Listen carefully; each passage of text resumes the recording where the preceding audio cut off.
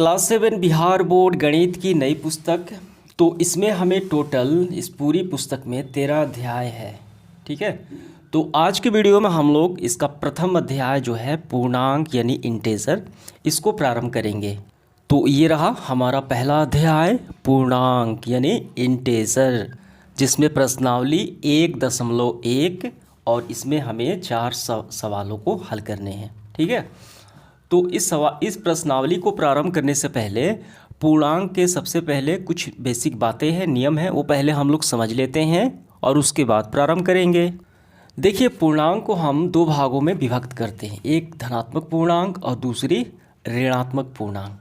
ठीक है, तो ये जो धनात्मक पूर्णांक है ये वे पूर्णांक है जो शून्य से बड़े होते हैं, जैसे 1, 2, 3, 4, 5 और 6। और ऋणात्मक पूर्णांक ये वो पूर्णांक है जो शून्य से छोटे होते हैं। देखिए, संख्या रेखा पर अगर हम गौर करें तो ये शून्य से छोटे हो गए और ये शून्य से बड़े हो गए, तो ये धनात्मक पूर्णांक और ये ऋणात्मक पूर्णांक। तो बात आती है तो शून्य क्या है, तो शून्य जो है ये तटस्थ पूर्णांक है, यानी बीच वाली है, न ये धन पूर्णांक है न ये ऋण पूर्णांक है। क्लियर हुआ आपका कि पूर्णांक क्या होते हैं, धन और ऋण। बाद आपको इस अध्याय में चिन्हों का नियम भी समझ लेना है। प्लस और प्लस मिलके बनते हैं plus, plus minus minus, minus और माइनस प्लस और माइनस प्लस माइनस। प्रश्नावली 1.1 को हम काफ़ी अच्छे से प्रारंभ करते हैं। देखिए, पहला सवाल है, ऐसा पूर्णांक युग्म लिखिए। युग्म मतलब होता है जोड़ा, हमें लिखना है जिसका योग, योग मतलब प्लस धन, जिसका योग -7 है। ठीक है, और बी में जिसका अंतर मतलब घटाव -10 है। हमें दो युग्म लिखना है, फिर योग हम 7 देखेंगे, फिर घटाओ -10 देखेंगे। पहला समझिए, योग कितना है, -7 है, तो पूर्णांक हमें युग्म लिखना है। तो पहला हम लेते हैं ऋण पूर्णांक 10। ठीक है, ऐसे 10 लिखते हैं और हमें योग करना है, तो योग और एक हम क्या लेते हैं, एक हम 3 ले लेते हैं। तो देखिए, प्लस माइनस माइनस घट गए, तो बड़ा कौन सा है, बड़ा 10 है, तो इसका चिन्ह लगेगा, -7 लगेगा, तो -7। 10 में से 3 गए 7, तो दोनों में से बड़ा है ये है, तो इसका चिन्ह माइनस का है, तो ये हो गया। एक और भी आप लिख सकते हैं, एक पूर्णांक हम लेते हैं ऋण पूर्णांक -5। ठीक है, और प्लस कि हमें जोग करना है। ठीक, प्लस का हम क्या लेंगे, -2 ले लेंगे। ठीक है, देखिए, -5 -2 कितने हो गए, -7 हो गए। ठीक है, तो ये हो गया हमारा -7। चाहे आप ये लिखिए चाहे ये लिखिए, एक ही बात है। अब इसका देखिए सवाल नंबर दूसरा, अंतर। हमें अंतर दिखाना है, यहाँ पे कितना है, -10 आना चाहिए। तो देखिए, हम पहले पूर्णांक लेते हैं 10, ये धन पूर्णांक है। ठीक, अंतर निकालना है, तो अंतर यानी घटाओ, यहाँ पे हम ले लेते हैं 20। तो 10 में से 20 घटे, कम में से ज़्यादा घट रहा है, तो कितना घट बचेगा, -10 बचेगा। ऐसे भी समझ सकते हैं, यहाँ पे प्लस है और यहाँ पे माइनस है, प्लस माइनस माइनस, तो 10 में और 20 में बड़ा कौन सा है, 20 बड़ा है, तो इसका चिन्ह कौन सा है, माइनस का। तो प्लस माइनस में जो बड़ा होता है उसी का चिन्ह लिखा जाता है, ये हमेशा आपको याद रखना है। ठीक है, तो ये -10 हो गया, अंतर बताना था, बीच में अंतर है। योग, तो योग को हम कैसे भी लिख सकते हैं। देखिए, हम लेंगे ऋण लेंगे 2, ठीक, और जोड़ना है प्लस, फिर ऋण लेंगे 2, प्लस माइनस माइनस, तो 2 में से 2 गए 0। और भी ले सकते हैं, देखिए -10 प्लस ये 10, ठीक, इसका भी 0 आ गया। क्लियर हुआ। तो उम्मीद करता हूँ ये तीनों आपको काफ़ी अच्छे से समझ में आ गए होंगे। अब इसके बाद देखिए, हम आगे बढ़ते हैं प्रश्न क्रमांक दूसरे की तरफ। एक ऐसा ऋणात्मक पूर्णांक युग्म लिखिए जिसका अंतर कितना है, 8 है। देखिए, सवाल में स्पष्ट कहा गया है, एक ऐसा ऋणात्मक पूर्णांक युग्म लिखिए। युग्म मतलब मैंने बताया जोड़ा, तो आइए लिखते हैं। देखिए, पहला हम ले लेते हैं -3 ले लेते हैं, पहला ऋणात्मक पूर्णांक हो गया। दूसरा हम -11 ले लेते हैं, तो 2 ऋणात्मक पूर्णांक का युग्म हो गया। अब क्या कह रहा है, जिसका अंतर यानी घटाव कितना है, 8 है। तो आइए -3 घटा देते हैं, ऐसे माइनस का यहाँ पे 11 है, कितना आना चाहिए, 8 आना चाहिए। तो देखिए, इसको हल करते हैं, 3 प्लस और यहाँ पे माइनस और यहाँ पे माइनस, माइनस माइनस प्लस, ठीक है, प्लस माइनस माइनस। तो 11 में से 3 घटे 8 बचे। तो बड़ा कौन सा है, 11 बड़ा है कि 3 बड़ा है, 11 बड़ा है, तो इसका चिन्ह क्या है, प्लस है, तो ये यहाँ पे प्लस हो गया, ठीक है। तो 11 में से 3 गए 8 हो गया, तो ये हमारा बन गया। अब दूसरा देखिए, एक ऋणात्मक पूर्णांक और एक धनात्मक पूर्णांक लिखिए जिसका योग -5 है। हमें लिखना है ऋणात्मक पूर्णांक, तो हम लिखते हैं -10, ठीक है। और एक धनात्मक पूर्णांक लिखिए, तो हम धनात्मक पूर्णांक क्या लिखें, तो हम धनात्मक पूर्णांक लिखते हैं 5, ठीक। तो जिसका योग कितना है, -5, तो आइए जोड़ देते हैं, -10 + 5, ठीक है। तो देखिए प्लस और यहाँ पे प्लस माइनस माइनस, 10 में से 5 गए तो ये 5 बचा। आप बताइए बड़ा कौन सा है, 10 बड़ा है कि 5 बड़ा है, जाहिर सी बात है 10 बड़ा है, इसका चिन्ह क्या है, माइनस है, तो माइनस लिख लेंगे, ठीक। तो उत्तर आ गया हमारा -5। क्लियर हुआ। अब इसके बाद देखिए C नंबर सवाल, एक ऋणात्मक पूर्णांक और एक धनात्मक पूर्णांक लिखिए। तो आइए हम लिखते हैं जिसका अंतर -3 है। तो पहले हम ऋणात्मक पूर्णांक लिखते हैं, देखिए -2 और एक धनात्मक पूर्णांक 1 लिखते हैं और इसका अंतर कितना है, 3 है। तो अंतर मतलब घटाओ, तो -2 -1 माइनस और माइनस प्लस, ठीक है। तो देखिए प्लस माइनस माइनस प्लस हो गए तो क्या होगा, जुड़ जाएगा। तो बड़ा कौन सा है, 2 बड़ा है, इसका चिन्ह क्या है, माइनस है, तो ये होगा -3, ठीक। क्लियर हुआ, समझ में आ गया। तो चलिए अब आगे बढ़ते हैं सवाल नंबर तीसरे की तरफ। देखिए तीसरा सवाल है, किसी प्रश्नोत्तरी के 3 उत्तरोक्त चक्रों में टीम ए द्वारा प्राप्त अंक कितने हैं, -40, 10, 0, ठीक है। और टीम बी द्वारा प्राप्त अंक है 10, 0, -40। तो किस टीम ने अधिक अंक प्राप्त किए, ये बताना है।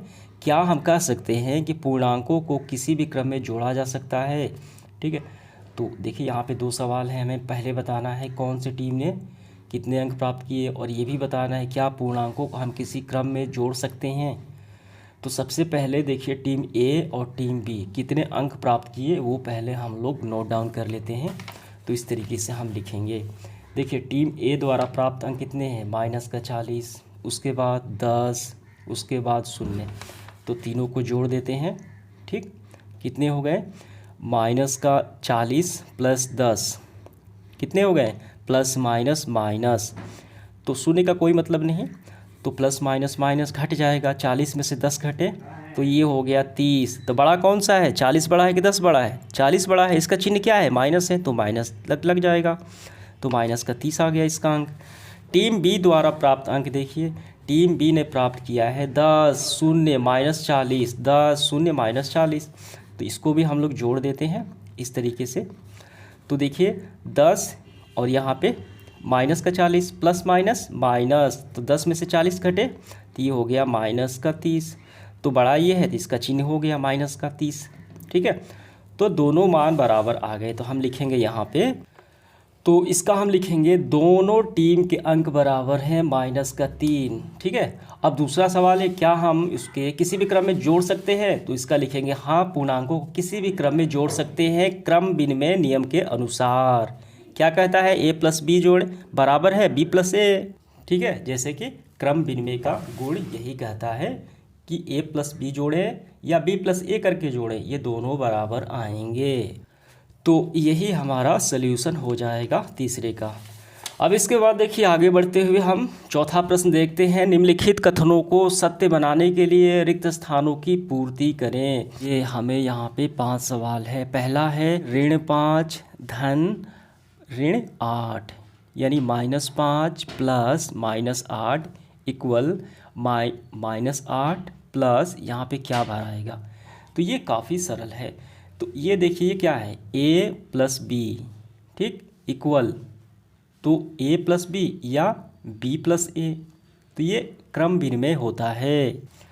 देखिए ये योग पूर्णांक का क्रम विनिमय है। अगर a + b को जोड़ें या उसे उल्टा करके भी जोड़ें, ये दोनों बराबर आ जाएंगे, ठीक है। ये मान में परिवर्तन नहीं होगा, a + b जोड़े या b + a जोड़े, उसका मान बराबर आएगा। तो यहाँ पे यही बात तो कहा गया है, ठीक है। तो इसका हम हल करेंगे। तो पहले ये इसका नियम लिख लेते हैं, a प्लस बी बराबर b प्लस ए, ठीक है। तो ये क्रम विनिमय गुण के अनुसार यहाँ पे -5 प्लस -8, अब यहाँ पे उल्टा देखिए, आगे हो गया 8 तो यहाँ पे क्या होगा, यहाँ पे -5। क्लियर हुआ, समझ में आ गया। दूसरा देखिए -53 प्लस, ठीक है। तो यहाँ पे क्या भरा जाए कि -53 आ जाए। तो ये कौन सा गुण प्रदर्शित करता है, तो ये जो है योज्य तत्समक का गुण प्रदर्शित करता है। किसी भी पूर्णांक में, किसी भी ऋण पूर्णांक हो, धन पूर्णांक हो, किसी भी पूर्णांक पूर्ण संख्या में शून्य को जोड़ दिया जाए तो वही पूर्ण संख्या प्राप्त हो जाती है। जैसे कि यहाँ पे -8 है, इसमें हम शून्य जोड़ दें तो -8 प्राप्त हुआ। -23 है, शून्य जोड़ दें तो कितना प्राप्त हुआ, -23 ही प्राप्त हुआ, यानी वही पूर्णांक प्राप्त हो जाता है। तो यहाँ पे वही बात है, यहाँ पे क्या है, -53 है, यहाँ पे शून्य भरा जाएगा, ठीक है। शून्य अगर जोड़ दें तो -53 प्राप्त हुआ। तो ये गुण हमें यहाँ पे लिख देना है। कौन सा गुण है, तो गुण लिखेंगे योज्य तत्समक का गुण। ये बातें आपको समझ में आ गई, ठीक है। अब इसके बाद देखिए यहाँ पे 17 धन, ठीक है, खाली, अब यहाँ पे शून्य आ गया। तो देखिए इसी संख्या के चिन्ह को बदल के जोड़ दिया जाए तो पुनः यही संख्या आ जाती है। तो ये होगा योज्य प्रतिलोम, यानी इसका चिन्ह बदल के जोड़ दिया जाए। देखिए ये 17 है तो -17 लिख देंगे, प्लस माइनस माइनस घट जाएगा तो शून्य बच जाएगा। तो ये कौन सा गुण है, तो हम लिखेंगे यहाँ पे योज्य प्रतिलोम, ठीक है। हमें बस भरना है यहाँ पे, तो -17 होगा। यहाँ पे क्या है, देखिए यहाँ पे दो संख्याएं हैं, तो a और b एक साथ और c अलग है, ठीक है। और फिर यहाँ पे c जो अलग है तो c को एक साथ ले लेंगे और a को बाहर कर देंगे, ठीक। तो ये दोनों के मान बराबर आ जाएंगे। तो ये सहचर्य नियम कहा जाता है, योग सहचर्य नियम, ठीक है। यानी कोई संख्या को एक साथ और एक को बाहर, और फिर जो बाहर वाली है उसको फिर एक साथ और किसी एक को बाहर, तो ये दोनों मान बराबर आते हैं। तो आइए लिखते हैं, पहले हम नियम को यहाँ पे लिख लेते हैं। देखिए ए बी को हम एक साथ लिखते हैं, यहाँ पर भी ए बी को एक साथ, सी को बाहर है, सी बाहर बराबर। अब हम ए को यहाँ पे बाहर कर देते हैं, जैसे कि ये यहाँ पे बाहर है, और बी सी -12 और -7 एक साथ है, तो बी सी एक साथ। तो आप बताइए यहाँ पे क्या होगा, तो यहाँ पे कौन होगा, तो यहाँ पे 7 होगा, ठीक है। तो सहचर्य नियम के सी बाहर है तो सी के स्थान पे कौन है, 7 है। कि बी और सी देखिए, ये बी और सी, तो यहाँ पे होगा -7। तो इस नियम को कहा जाता है सहचर्य नियम योग का। अब यहाँ पे देखिए ये वही नियम है, फिर यहाँ पे आ गया। देखिए इसके बाद 5वां, तो ये वही है सहचर्य नियम, इसको मान लेते हैं ए और ये बी और सी। देखिए यहाँ पे बी प्लस सी एक साथ है, ए बाहर है, ठीक है। और यहाँ पे कौन एक साथ है, देखिए यहाँ पे ए और ये रहा बी, ठीक, एक साथ है। तो बाहर कौन सा होगा, ये सी होगा, तो -3 लिख देंगे यहाँ पे। क्लियर हुआ। तो ये सहचर्य नियम है और इसका मान जो है ये बराबर ही आता है, ए बी प्लस सी। तो हम लिखेंगे फिर से यहाँ पे ए प्लस बी और यहाँ पे सी बाहर। क्लियर हुआ। तो इस तरीके से हमारा सेशन समाप्त हुआ। उम्मीद करता हूँ ये सभी आपको प्रश्न काफ़ी अच्छे से समझ में आ गए होंगे। धन्यवाद।